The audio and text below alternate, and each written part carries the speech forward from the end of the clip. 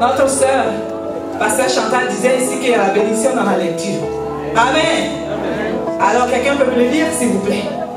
Je dis au nom du Seigneur. Amen. Isaïe, Il y a des violents. Isaïe 45, Alléluia. verset 7. Amen. Je forme la lumière et je crée les ténèbres. Je forme la lumière et je crée les ténèbres. Je donne la prospérité et je crée l'adversité. Je donne la prospérité et je crée l'adversité. Moi, l'Éternel, je fais toutes ces choses. Ce n'est pas quelqu'un d'autre, hein? Amen. C'est qui fait ça? L'Éternel. Il a dit quelqu'un d'autre? Non. Il a dit celui qui a écrit la Bible? Non. Il dit qui? L'Éternel. Il dit moi. Amen. Moi. Je fais toutes ces choses. Quand tu lis la Bible, il faut bien comprendre. Que le Saint-Esprit ouvre nos oreilles, notre entendement. Dis maman. Que les cieux répandent d'en haut, que les nuées laissent couler la justice, que la terre s'ouvre, que le salut y fructifie, et qu'il en sorte à la fois la délivrance. Moi, l'Éternel, je crée ces choses. Amen. J'aime le Seigneur, lui, il blague pas, il n'est pas dans le fleque-fleque. Je vais résumer. Si la terre s'ouvre, si même il y a des tribulations, si même il y a le soleil même tombe, alléluia. Si même il y a des guerres où c'est toutes ces choses, alléluia. Si même il y a des adversités, ce n'est pas quelqu'un d'autre. C'est qui? Moi l'Éternel, je crée toutes ces choses. Vas-y, maman. Malheur à qui conteste avec son Créateur. Malheur à qui conteste avec son créateur. Malheur à celui qui va venir demander à Dieu, pourquoi est-ce que tu as fait ça? Amen. La Bible dit, il est sauvé. Amen. Malheur à celui qui va venir lui demander, pourquoi est-ce que tu as fait ça? Satan, lui, va rendre des comptes. Comme ça, je te dis, si Satan te montre ton présent, montre-lui son avenir. Alléluia. Dis-lui, on n'est pas la même chose. Il y a les uns et il y a les autres. Amen. Moi, là, je connais mon avenir, ça a été déjà tracé. Mais pour toi, toi-même, tu sais où c'est. Alléluia. Continue, ma soeur. Vase parmi des vases de terre, l'argile dit-elle à celui qui la façonne, que fais-tu? Et ton œuvre, il n'a point de main. Malheur à qui dit à son père, oui, pourquoi m'as-tu engendré? Et à sa mère, pourquoi m'as-tu enfanté? Ainsi parle l'Éternel, le Dieu d'Israël et son Créateur. Veut-on me questionner sur l'avenir? Me donner des ordres sur mes enfants et sur les œuvres de mes mains?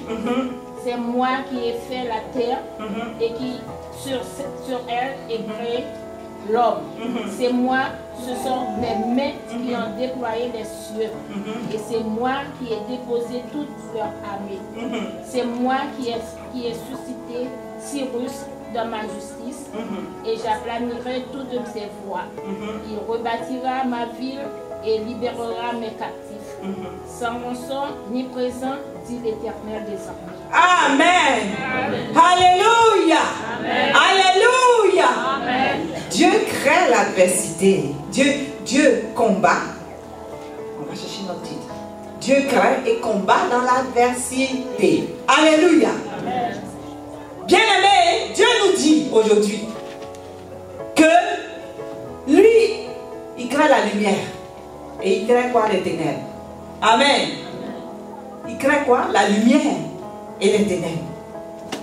Quel que soit le bouleversement, il dit, moi Dieu, je fais toutes ces choses. Amen. Donc il n'y a rien qui échappe à son contrôle. Amen. Bien-aimé, le problème que nous avons, c'est que nous, en tant qu'enfants de Dieu, ou en tant qu'être humain, ou en tant que fils de l'homme, parce que souvent Dieu dit comme ça, fils de l'homme, nous pensons qu'il y a des choses qui échappent à Dieu. Amen. Il y a des choses qui échappent au contrôle de Dieu. Il y a des choses que Dieu ne voit pas. Amen. Même si on dit Dieu te voit, mais quelque part, consciemment, inconsciemment, nous pensons que Dieu ne voit pas. Il y a des choses qui échappent à Dieu. Dieu n'est pas là. Amen. Amen. Dis à quelqu'un, c'est une erreur. C'est une erreur. Alléluia. Dieu, il crée l'adversité. Il crée les choses. Il crée le combat. Il crée toutes choses pour pouvoir glorifier son Seigneur. Amen. Donc ce que tu traverses, ce que tu vis, Dieu sait pourquoi il a créé. Dis à quelqu'un, va à l'école de Dieu. Il y a des gens qui font des écoles missionnaires, ils ne veulent pas aller à l'école. Dis à quelqu'un, va à l'école de Dieu. Je l'ai dit au sérieux, on doit être sérieux. Amen. Parce qu'il y a des gens qui ne sont plus à l'école, retournent sur les bancs. Dis à quelqu'un, retourne sur les bancs. Tu dois aller à l'école de Dieu. Souvent, tu n'es pas à l'école de Dieu, c'est pour ça que tu es bizarre. Tu n'es même pas à l'école de Dieu, c'est pour ça que les choses t'arrivent. Tu n'es pas à l'école de Dieu, tu es livré à toi-même. C'est pour ça que tu ne comprends pas Dieu. Amen. Va à l'école de Dieu.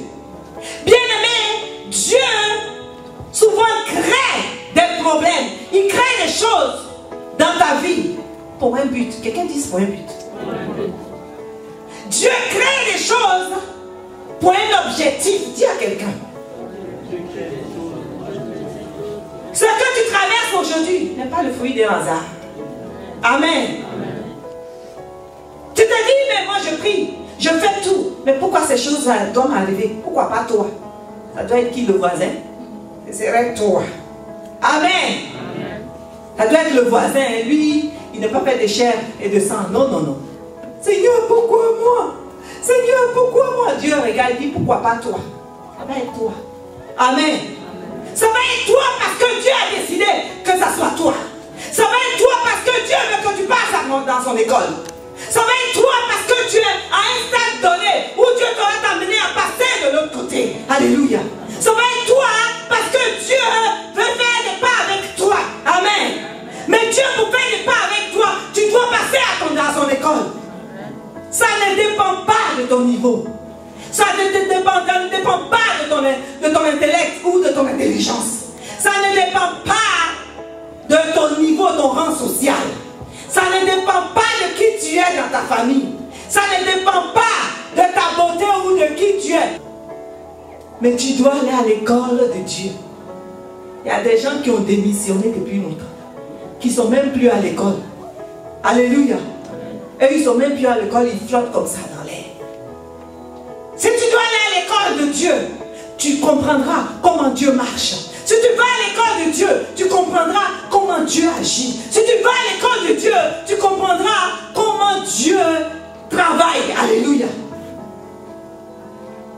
Dieu te permet de traverser des situations. Dieu te permet de traverser des situations, d'être condamné pour que tu puisses avoir la gloire. Alléluia. Dieu permet qu'on te condamne. Pour que Jésus puisse obtenir la gloire, il a été condamné par tous. Amen. Dieu permet que quand une fois que tu es condamné, tu dois passer par la croix. Et quand tu passes par la croix, tu dois passer par la mort. Quand tu passes par la mort, alors tu vas avoir la gloire. Alléluia. Dieu veut qu'on te condamne, qu'on t'accuse. Qu'on te condamne. Parce que quand on te condamne, c'est le premier stade. Alléluia. Quand on a fini de te condamner, tu dois passer par la croix. Deuxième stade. Quand tu as fini de passer par la croix, tu dois passer par le tombeau. Troisième. Quand tu passes par le tombeau, maintenant, tu dois rentrer dans ton processus de ta gloire. Alléluia. Ça, c'est l'école de Dieu.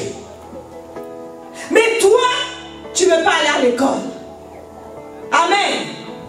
Dieu souvent t'arrête à un niveau donné.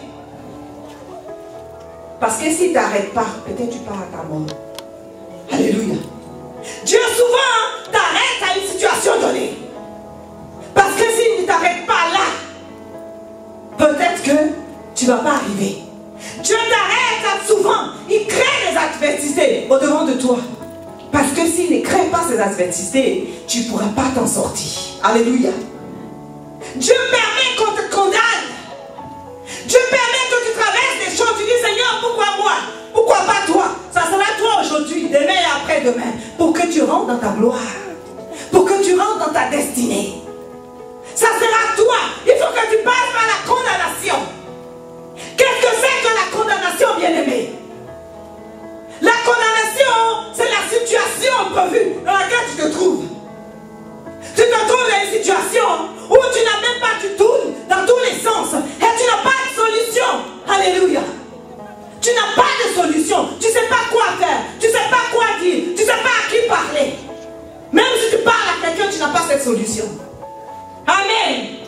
Dieu crée le désir. Il crée ce désir.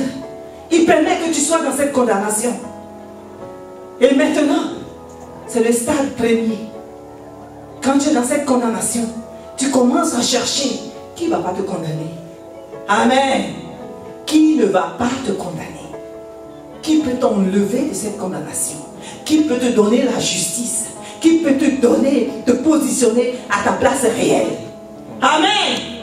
Maintenant, tu es au niveau 1 de l'école. Certains ne veulent pas aller, ils ne veulent pas avoir des challenges, ils ne veulent pas avoir des difficultés. Et c'est pour ça qu'ils murmurent. Pour cela, ils abandonnent. Ah, c'est trop difficile. Amen. Jésus dit que c'est possible. Il dit, ce que moi je fais, vous pouvez aussi le faire. Amen. Ce que moi je fais, vous pouvez aussi le faire. C'est possible. Alléluia. Tu dois passer par la condamnation. Dieu souvent, il crée certaines situations pour te protéger. Amen. Pour te protéger. Mais tu n'as pas compris. Tu veux forcément atteindre, dépasser ce stade. Mais quel que soit ce que tu fais, quelle que soit la prière, quel que soit le jeûne, tu vas voir que cette situation, tu restes dans la même situation. Ça n'avance pas. Alléluia. Souvent Dieu crée ces situations parce qu'il n'est pas encore temps. Parce que tu dois être protégé. Parce que tu ne dois pas pour l'instant passer de l'autre côté. Alléluia. Souvent certaines personnes sont dans cette position de protection. Mais ils boudent. Certains même ont lâché la main de Dieu. Certains même disent, ok, moi je suis fatigué. Je suis fatigué de prier. Je suis fatigué. Ils ont même désespéré. Alléluia. Certains même sont fatigués. Alléluia. Ils se disent, ok, je viens à l'église, mais là, leur croyance, le niveau de foi est limité. Amen. Parce que ces personnes se disent, ok, peut-être je prie, peut-être un jour Dieu va le faire. Amen. Un jour Dieu va le faire. Mais à force de dire ça, l'intensité de prière diminue. Leur fréquence à l'église diminue. Ils sont là-bas, ils réfléchissent, ils disent, je vais essayer par mes propres moyens, par ma propre force, de pouvoir atteindre les choses. Parce que j'ai prié, je n'ai pas eu de suite. Je parlais d'une dame. Moi, j'aime beaucoup donner des exemples.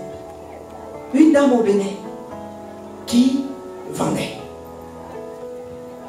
Elle a commencé à vendre et ses affaires ont commencé à marcher. Au départ, ça marchait très bien. Et un jour, les affaires ont cessé.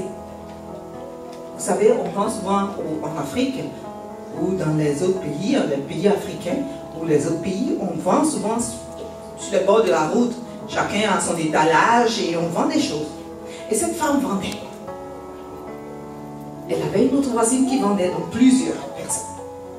Au départ, elle priait. Quand elle vient tous les matins, elle prie devant son magasin, de ses affaires. Elle prie. Et les gens venaient, il y avait beaucoup de clients. Amen.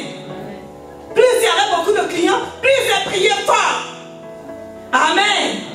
Plus les gens venaient, plus elle priait très fort. Et voici qu'un jour, si c'était 10 clients, elle a commencé à avoir 2, 3, un seul client. Et souvent, pas de clients. Elle prépare et la nourriture reste. Amen. changé d'une façon brutale. La situation a changé, c'est sa voisine qui a commencé à avoir plus de clients. Elle prie, elle va voir son pasteur, elle prie. Les choses ne marchaient pas comme il fallait. Elle dit, mais je pense qu'il y a quelque chose qui ne va pas.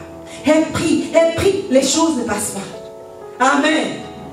Dieu voulait l'amener à un stade élevé. Un stade élevé dans sa foi.